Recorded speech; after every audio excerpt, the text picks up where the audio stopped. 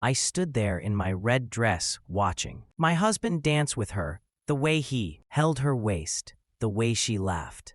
That's when I knew, playing the perfect wife, and he threw it all away for a woman who didn't even know his mother's name. If you've ever felt invisible in your own marriage, this story is for you. Hit that subscribe button and turn on notifications, because what I'm about to share will show you exactly when to walk away and never look back. Let's get into it. You know that feeling when you think you have everything figured out? That was me 3 years ago. I had the career, the beautiful home in the suburbs, and a husband who I thought loved me more than anything in this world. His name was Gerald, and when I met him at that professional conference 4 years ago, I swear I thought God himself had answered my prayers. He was charming, ambitious, well-spoken, and he pursued me like I was the only woman in the room. We got married a year later, and I walked down that aisle thinking I had finally found my person. But here's the thing about love. It can make you blind. It can make you ignore the little voices in your head that whisper something's not right, and I ignored a lot of those whispers. I ignored them when Gerald started coming home later and later from work. I ignored them when he started keeping his phone face down on the table. I ignored them when he stopped asking me about my day, when the conversations became shorter, when the intimacy became routine instead of passionate. My girls tried to warn me. They'd say things like, "Girl, you sure everything's okay with Gerald? Or have you checked his phone lately?" And I'd defend him like my life depended on it. I'd say, "Y'all are just paranoid," or "Not every man is a cheater." I believed in my marriage. I believed in him. Looking back now, I realize I wasn't just trusting him. I was scared. I was scared of being another statistic, another black woman with a failed marriage, another person who couldn't make it work. So I held on tighter, smiled wider, and convinced myself that everything was fine. I threw myself into being the perfect wife.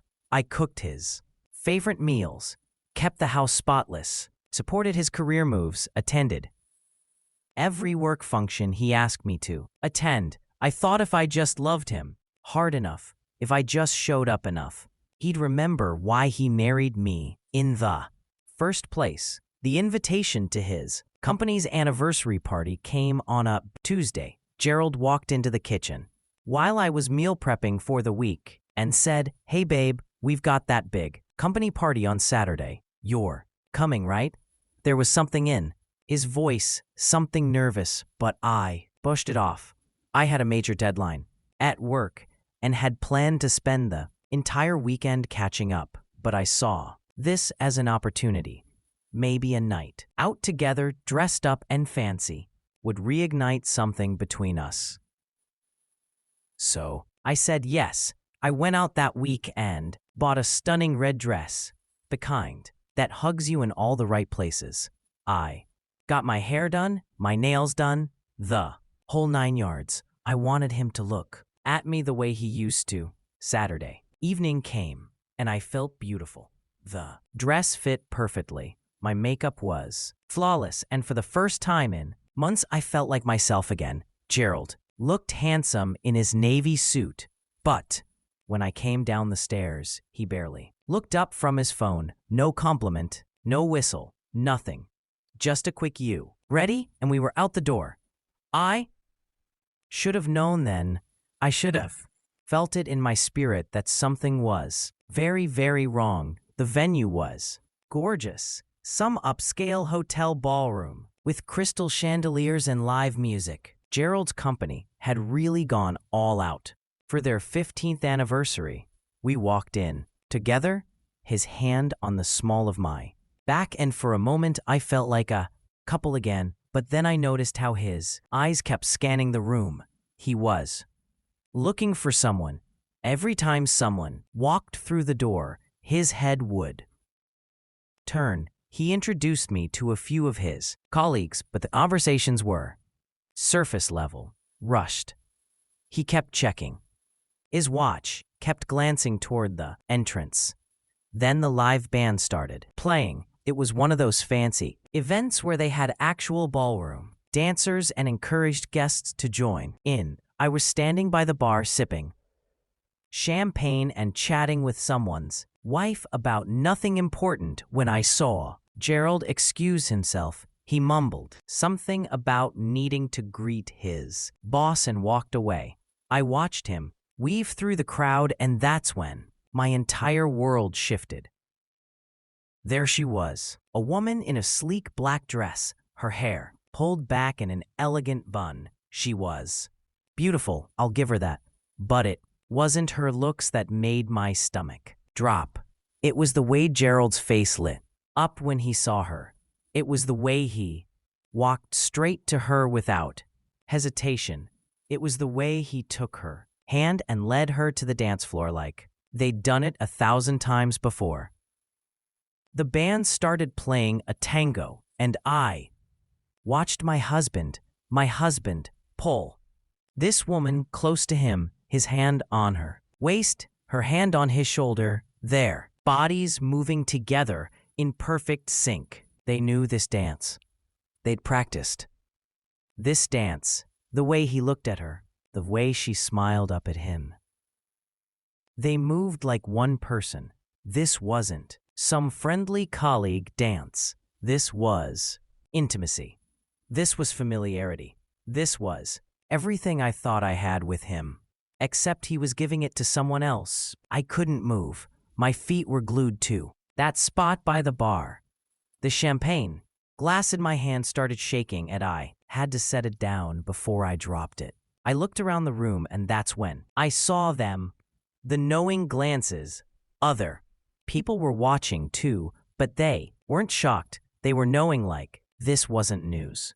Like they'd seen this before. Some people quickly looked away when they caught my eye. Others just stared, waiting to see what I would do. I felt like I was drowning, like the room was spinning, and I couldn't catch my breath. I needed to get out of there, so I turned and walked as calmly as I could toward the bathroom. My legs felt like jelly, but I kept my head high. I wasn't going to fall apart in front of these people. Not yet. The bathroom was one of those fancy ones with a lounge area and soft lighting. I gripped the edge of the marble sink and stared at myself in the mirror. My makeup was still perfect, my dress still stunning, but the woman looking back at me was broken. I didn't even recognize her. How long had this been going on? How many times had he lied to my face? How many late nights at work were actually late nights with her? That's when I heard the door open.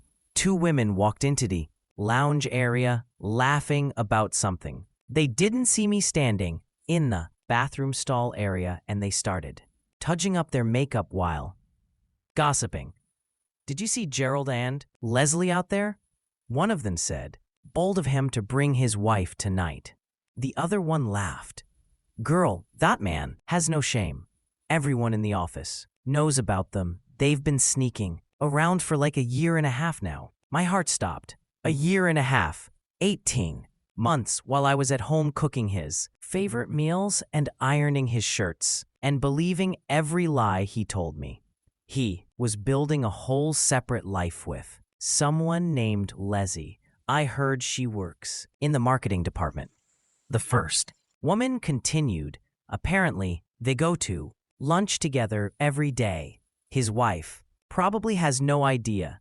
They both laughed, fixed their lipstick, and walked out. I stood there in that bathroom, shaking, tears streaming down my face, ruining the makeup I'd spent an hour perfecting. But something happened in that moment. Something shifted. The tears stopped. The shaking stopped, and a cold, clear fury settled over me. I walked back to that sink, washed my face, and reapplied my lipstick. I smoothed down my dress, straightened my shoulders, and walked back out into that ballroom like I owned the place. Because you know what I did? I was Gerald's wife. I was the woman who had stood by him for 3 years. I was the Woman who had sacrificed and compromised and loved with everything I had. And I was about to remind everyone in that room exactly who I was. The tango was still playing when I walked back onto that floor. Gerald and Leslie were still wrapped up in each other, lost in their little world. I walked straight up to them, my heels clicking on the marble floor, and I stopped right beside them. Gerald saw me first. The color drained from his face so fast I thought he might pass out. He stumbled, breaking the dance, and Leslie turned to see what was wrong. "Having fun?" I asked. My voice was calm, steady, cold. Gerald started stammering. "Babe, this is just, we were just," I held up my hand. "Don't insult me any further." I turned to Leslie. "I'm his wife. Did you know he had a wife?" Her eyes went wide. She stepped back from him like he'd burned. "Her wife. Gerald, you said you were separated." I finished for her. "Getting a divorce." "Let me guess. He told you I was crazy, controlling, that we hadn't been happy in years." The look on her face told me I was right. I turned back to Gerald. The music had stopped. People were staring. I didn't care. I reached down and slowly pulled my wedding ring off my finger, the ring he put on my hand 3 years ago, promising to love and cherish me forever. I took his hand, placed the ring in his palm, and closed his fingers around it. "You can have this back," I said, "because clearly you forgot what it meant a long time ago." Then I turned and walked away. I walked through that ballroom, through those double doors, past the valet, and I didn't stop until I was in my car. And then finally, I let myself break. I sobbed so hard I thought I'd be sick. I screamed until my throat was raw. I beat my hands against the steering wheel until they hurt. But then, after what felt like hours but was probably only minutes, I stopped. I looked at myself in the rearview mirror and I made a promise. This was the last time I would cry over Gerald.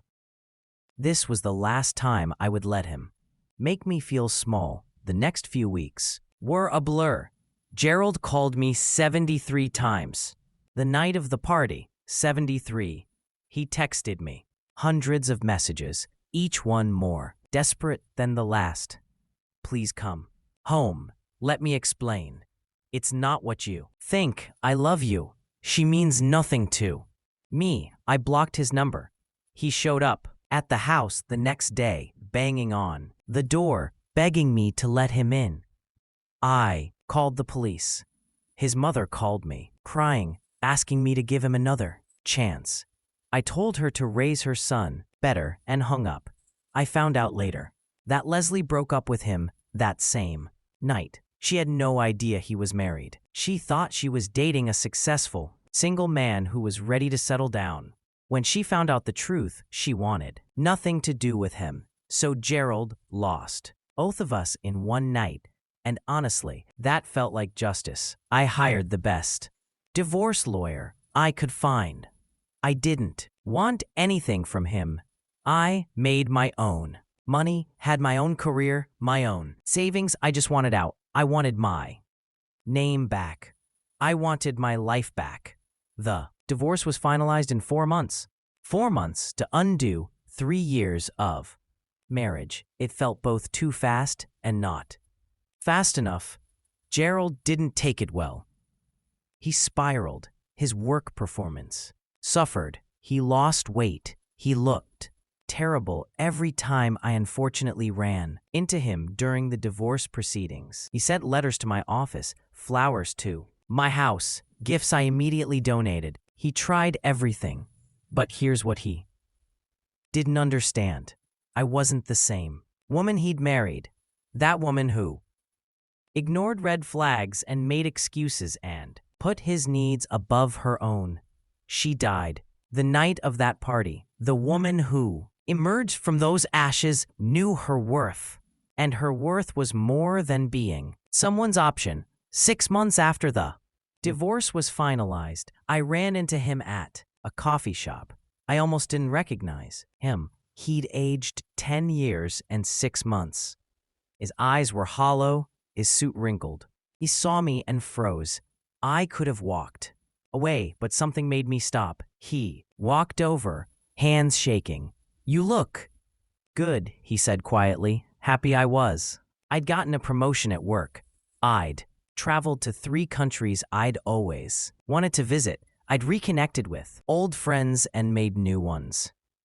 I'd started therapy and learned to love myself again. I'd learned what red flags looked like and promised myself I'd never ignore them again. "I am happy," I told him. "Good," he said, and I could see tears forming in his eyes. "I'm glad. I'm so sorry for what I did to you. Stupid. I was selfish. I threw away the best thing that ever happened to me." I looked at him, really looked at him, and I felt nothing. No anger, no sadness, no longing, just nothing. "You're right," I said. "You did, but thank you for setting me free." And I walked away. His regret came too late, and honestly, that wasn't my problem anymore. If this story spoke to you, I need you to do 3 things right now. 1. Hit that like button if you believe in walking away with dignity. 2. Subscribe and ring that bell because I share real stories about real women who chose themselves. And 3. Drop a comment telling me would you have stayed or walked away. Your story matters. I'll see you in the next one. Remember, his regret is not yours responsibility.